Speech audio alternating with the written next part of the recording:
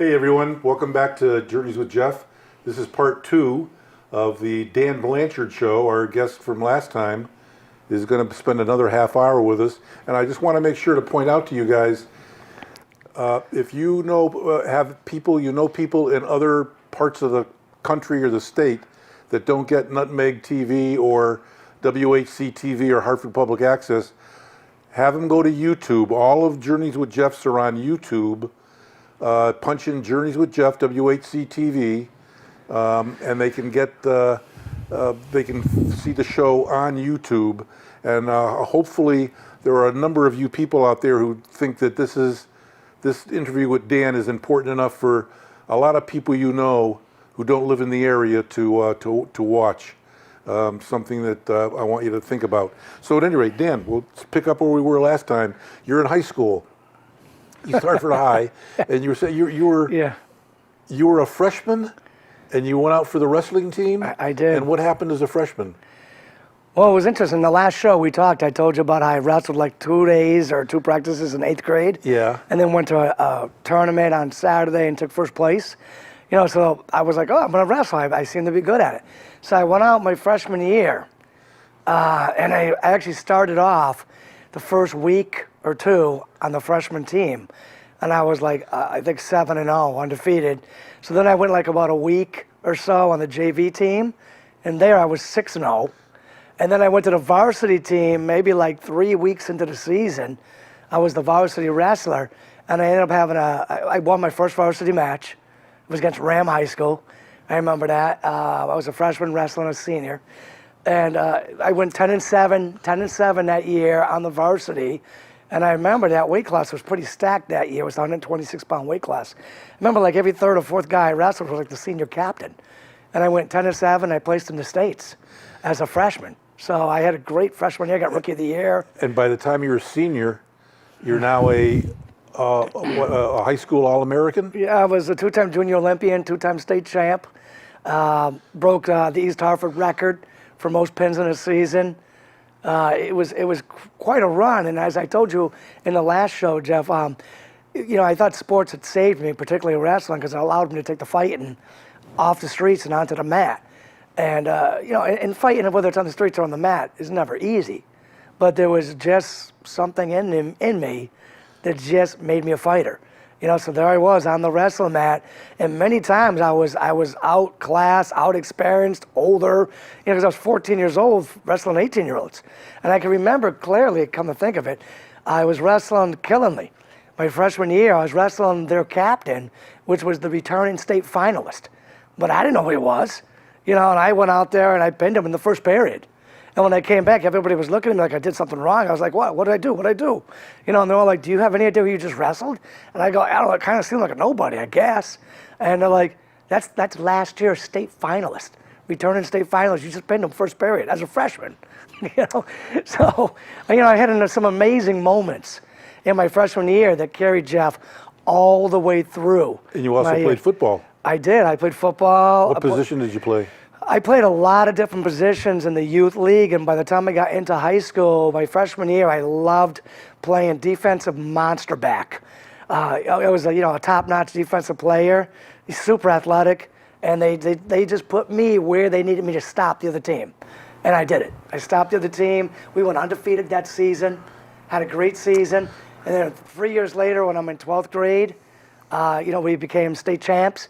They moved me to defensive end, which is a unique position because I was way too small to play defensive end. I played on a massive line, and I was the little teeny guy, but I was also a 2-time junior Olympian wrestler. So when they came my way, they didn't get anywhere. Okay, so, wow, gosh. So now you're in where'd you go to college? Well, I went to, it's funny, it was a long journey, Jeff. I finished 14 years of college, and I had 7 degrees. So I went to 7 different colleges and got a degree in 7. Where'd you go as an undergrad? As an undergrad, I wasn't that smart. I didn't do that well in high school. I was a C student. So I ended up, when I got back from the Army, I ended up at Manchester Community College. And it's where I started. And to this day, I'm like, thank God I started there. Thank God people have that option of going to the community school. So I went to the Manchester Community College and made the dean's list all the way through, all A's and B's. And now I have my confidence that what I used to do athletically, I can now do academically in the classroom, because I never could before. I could only do it physically, but I could never do it, mentally in the classroom. So I ended up getting my degree in associates from Manchester Community College, and then went to UConn, got a bachelor's at UConn. After UConn, I went to UHart and got a master's in special education at UHart. Then ended up at Quinnipiac for another master's plus 30, or another master's equivalent. Then ended up at University of New England for another master's, or what they call master's plus 60, which is the doctorate's equivalent. Then I ended up taking a school out in Colorado, where I got my history degree, and then came back and I got a certification and a degree, another master's in educational leadership through Sacred Heart University. So, And all this time you're into teaching now. Now you're yes, into teaching. all this except for, let's say, my undergrad. Or even I was actually teaching when I was going for my master's. So my first 4 years of college, I was a wrestling coach, but not a teacher.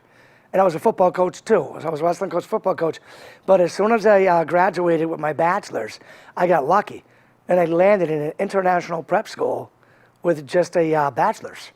And as I was a school teacher during the day, working long hours at these prep school, and then at night going to grad school to get my master's.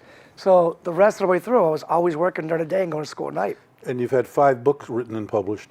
What were the main theme of the 5 books? Well, it's funny. It's kind of funny. My books are basically about a lot of different things, but I originally started in the vein of a troubled teenager who lived in a difficult neighborhood, went to a difficult school, and lived in a difficult home with an abusive alcoholic father, and a kid that plays sports, so starting to sound familiar, not doing that well in school, getting into a little bit of trouble, but he has hope that somehow he's going to make something of himself. And his granddaddy comes in, who's a former World War II fighter pilot. While I'm writing this book, I'm a history teacher at the time. So his granddaddy's a former World War II fighter pilot who comes in and spends a little bit of time with him, teaching him and planting some seeds about what it means, Jeff, to be like a real man, a real leader, not the stuff you see on TV. So the original vein was that sort of teen leadership book. And it has branched out to several other different things. I've written several academic books. I've got a parenting book I'm working on right now. I got a football book I'm working on right now. I'm writing a dozen columns on multiple things, whether it's like teens or leadership or speaking. I'm a professional speaker as well. Parenting. I got so many different things going on at once, but it all kind of stems from this. I want to make myself better. I want to be more productive, and I want to make this world a better place. I want to have the abilities to do that. And I'm doing it in a lot of different ways and helping a lot of other people do it. What would you say to somebody, and there are probably some viewers who might have that notion that somebody say, aha, see, I was right. Here's an example of a person who had some horrible things happen to him, and he wound up going to college and playing sports and having a family, so you see I'm right. Environment counts for very little. It doesn't count for anything. Here's a guy who had the horrible experiences, and he's able to get by. What do you say to a person who says, these people who are born in poverty, who are born into adversity, they've got no excuse. They should be able to just do what Dan Blanchard did and get over it already and be a success. What do you say to somebody who says that? I got to tell you, it's interesting you brought that up, Jeff, because that reminds me of a story. I think it was probably during my college years. If not, it was right after my college years, and it was the boys I grew up with, the boys I went to school with. And we were out one night in Hartford, Connecticut, drinking a few beers, talking about the old days, and the conversation got onto that. Exactly what you're talking about. And one group of my friends was saying this, it's the environment. Another group of my friends saying, no, it isn't. I'm saying we're going back and forth. And then this group said, look, and I was standing right there. And they're like, no, you're wrong. Look at Dan Blanchard. And they're like, Dan pulled himself up by these bootstraps, and other people can do it too, you know? And I remember, like, you know, I should have been grateful that they were saying that, because they were like on my side and, you know, putting me up on a pedestal. But I remember turning and looking at them, I said, guys, it's not that simple. It's not that simple at all. You know, first of all, it's always a little nature and nurture. There's always a combination. You can't really discount either one of them. I said, but to completely discount the environment is just so wrong. You just can't. I mean, people are a product of their environment. You know what I'm saying? And people are going to be who they are. And, you know, because of what they grew up with, their life experiences they had. And yes, some of us get lucky. You know, I got lucky. Some of us have people that come in and out of our lives, whether they're, you know, like idols on TV, or mentors, or teachers, or coaches, or you know, your buddy's father, you know, whoever it is. Some of us have people that come in and out of our lives that maybe give us a fighting chance. But the bottom line is, you just can't. It's not that simple. Of just pull yourself up by your bootstraps. I think what you're saying, and I think I agree 100%. Well, fortunately or unfortunately, I guess, is human behavior cannot be reduced to some simple equation. Human behavior is very complex. Super complex. And very complicated. And like you say, there's the nature, there's the nurture, there's the genes, there's the different things in the environment. Yeah. So I know that when as I was telling you before, and I think you probably have the same thought, when I am driving through the world in my car, and I see somebody going through a dumpster, or with a shopping cart full of cartons, or sleeping in an alley or whatever, there are people whose first thought is, well, that person is in that situation because of their own laziness and their own irresponsibility, and I'm going to judge a person. I judge that person based on the behavior that I see, without taking into consideration that's the tip of the iceberg. Behavior is the tip of the iceberg, as you've written in a lot of your books. And the underlying causes are not visible to the naked eye, let's say. Very true, Jeff. But there are people whose first thought is, that person's lazy and irresponsible. They didn't pull themselves up by their bootstraps. My tax money goes to give them food stamps, and the hell with them. There are other people who go and see that same person, and the first thing that goes through their mind is, therefore but the grace of God go I. What goes through your mind? You know, it's funny. Again, I mean, everything you bring up, I have a story. And it just starts, my mind just starts going about all this stuff when you bring this stuff up. And I remember, like my friends, when I was a young man, my friends would laugh because we would be out somewhere. And I would see somebody who was different, or somebody who was like less fortunate, you know, whatever it would be. And everybody, they'd be hanging out, watching the game, or doing whatever it is that we're doing. And they'd look around, they'd be like, where's Dan? And they'd be looking around, and I'd be way over there talking to that soul. You know, because I always found those souls interesting. I always thought they had very interesting stories, you know, incredible journeys. And they'd come over, they'd start laughing, they'd be like, Dan, there you go again. You know, you're over there talking to that guy, you know, that woman, or whoever that may be. You know, did you give him some money or something, or whatever, you know what I'm saying? And they would laugh at me, and they would think it was maybe, I don't know if it was like naive or too nice or whatever they were thinking.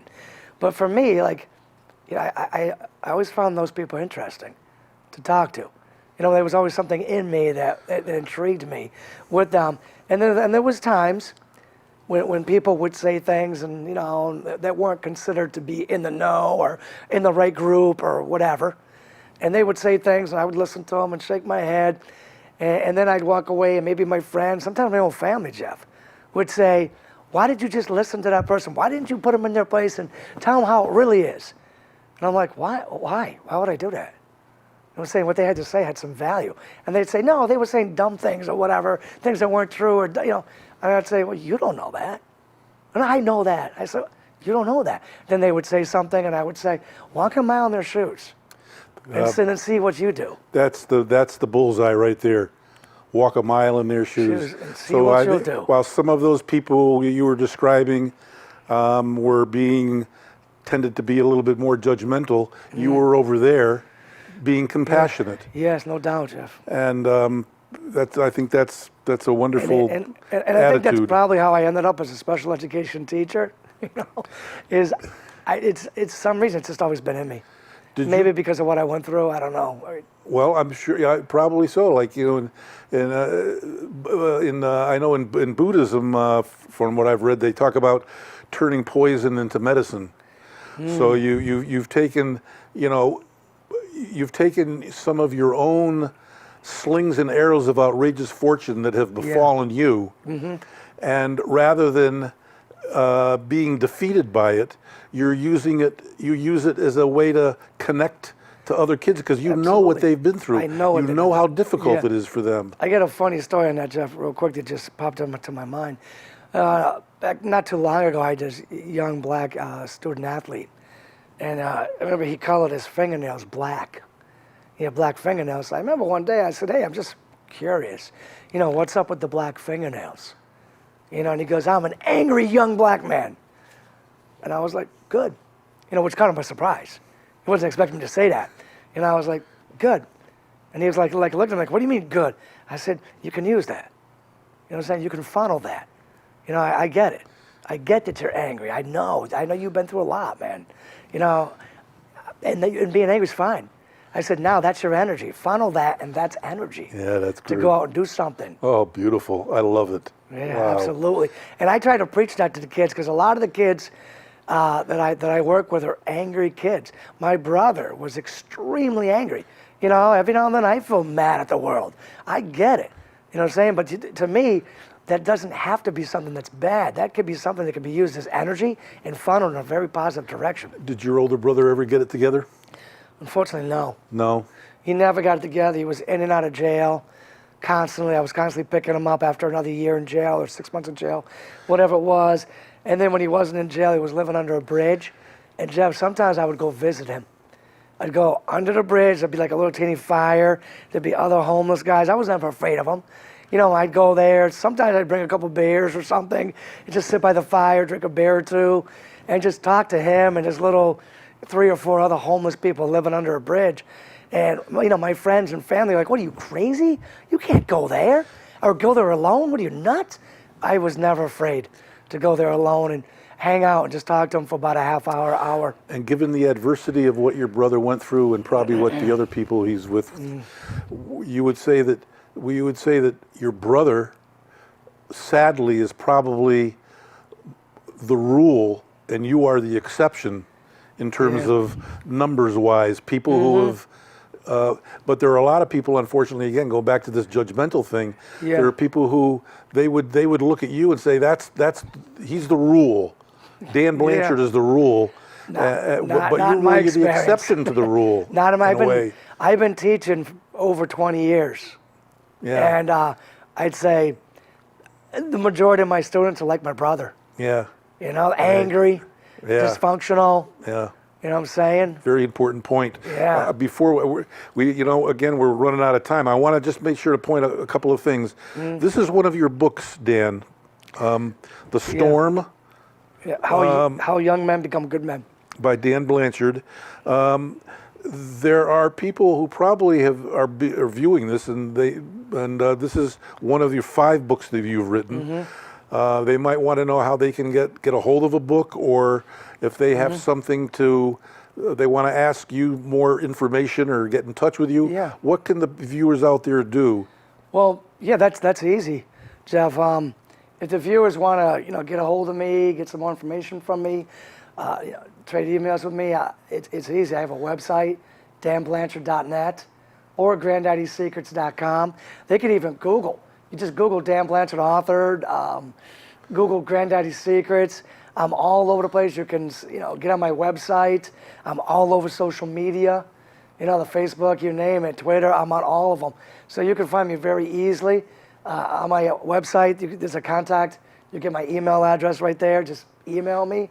Love to talk to you. I love it when people email me. Well, I would urge the viewers, because I think all of us have somebody, we know somebody in our life, a relative or a friend or somebody who's encountering some difficulties, and it might be helped by knowing about your experience, reading your books. Let me just ask you a few little probing questions here.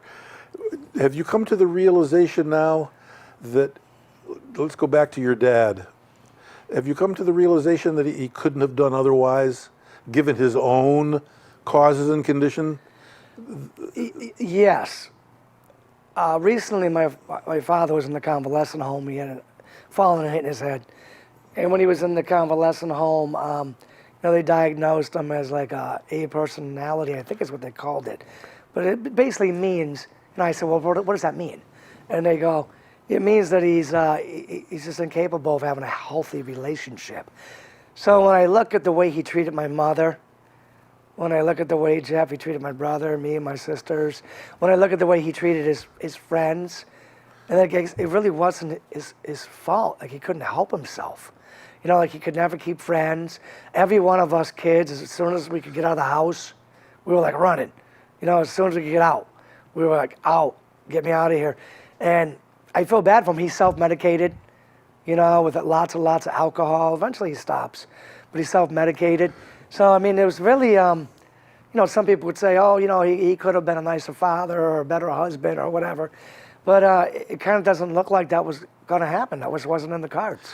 Doesn't that realization that he couldn't have done otherwise, because he's one of the example of the rule rather than the exception in terms of his own upbringing and childhood and so on, does that make it possible? Does that make it easier for you to be able to forgive him because you know that he couldn't have done otherwise? Yeah, I think you're right, Jeff.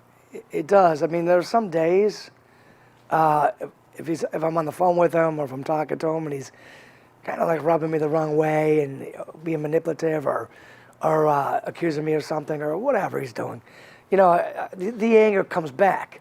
But as I'm driving home or the next day or whatever it is, I'm reminded of what I've told my sisters and friends many times, is that perhaps he did the best he could do with the tools he had to work with. Yeah. So maybe he really did do the best he could. We got to give him and some people come back and say, oh, no, we didn't. No, we didn't. And I go, you got to give him the benefit of the doubt. After all, you haven't walked a mile in his shoes. So you got to give him the benefit of the doubt. Right. Yeah, he really did love us all. And he did the best that he could.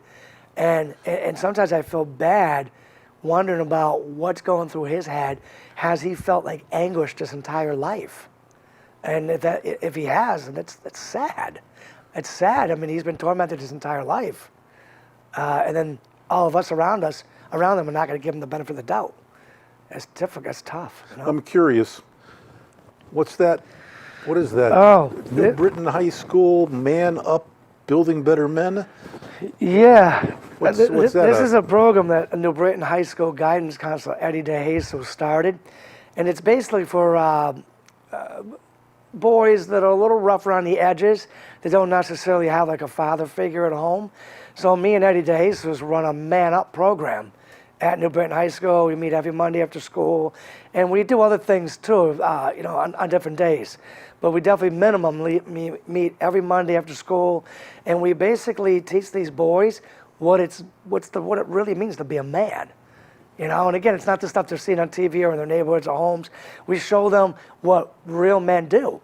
Me and Eddie DeJesus are great role models for that. And we talk about, this is what a real man does. Not that, not this, not that, not what you think. It's a real man does this. So we try to explain to them, we try to be that male role model. We mentor them and we try to teach them, because they are our next generation. And we don't want them going out and doing those kind of things, what I'm saying, that are just bad for society, bad for children, bad for women. You know what I'm saying? Sounds like a wonderful program, Dan. It's a great program. Where did you meet your wife? Life gave you a wonderful gift, didn't yes, it did. Having a partner like that. Yes, I met my wife at a red light. I know, it's crazy, isn't it? It's the craziest story, but I remember I was at a red light, I was playing at the radio, my buddy Robbie was in the past. He was like, "Dan, there's two cute girls next to us." My wife said the same thing happened there. She was driving the car, playing the radio, and her girlfriend was like, "Hey, there's two cute guys next to us." So my buddy Robbie rolled down the window.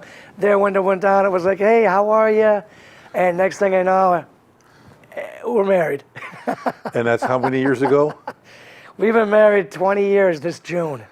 Well, wow. 20 years this June, 5 kids. And It's been a heck of a good ride. and how do you like being a dad and a husband? And I tell you, my wife laughs about it because she knows that what was in me before was going to be like Rambo fighting with sticks out in the Philippines somewhere for money for like the monastery or something like that, right? And so she laughs saying that I wrangled you out of that life that I know you wanted to live. I wrangled you out of that life and I gave you everything that you didn't know you wanted. And now, I'm married. I got 5 wonderful kids. And I look at my wife and I'm like, how did you know to give me these things that I didn't know I wanted, that I absolutely want now so badly? very good. We're almost out of time. Let me ask you another question, though. What is the most important lesson? I know it's pretty. I'm sure that you've learned a lot of lessons. Yeah. But if you had to put what's the most important lesson that life has taught Dan Blanchard, or what is the most important thing that Dan Blanchard has learned about life? There's so many. I would say, don't judge others as less than. Don't judge yourself as less than, and never give up. Never give up. And if you've been treated unfairly, which so many of us have, it's okay. You can use that anger, that maybe disgust with life and that unfairness. You can use that as energy to be channeled and funneled into making yourself the kind of person it's going to make this world a better world. Very good. It's a wonderful way to end. Dan, thank you very much for your time and for sharing a very personal account of a very, very amazing journey. And I would like to tell the viewers, thank you again for listening and for being a wonderful audience. If you want to call up Nutmeg TV if you want to see more of Dan Blanchard. I could have him back on for another show. If those of you want to see more of him, I know that he'd be glad to join us again. And meanwhile, you take care, and thanks again for viewing, and we'll see you next time. Good night.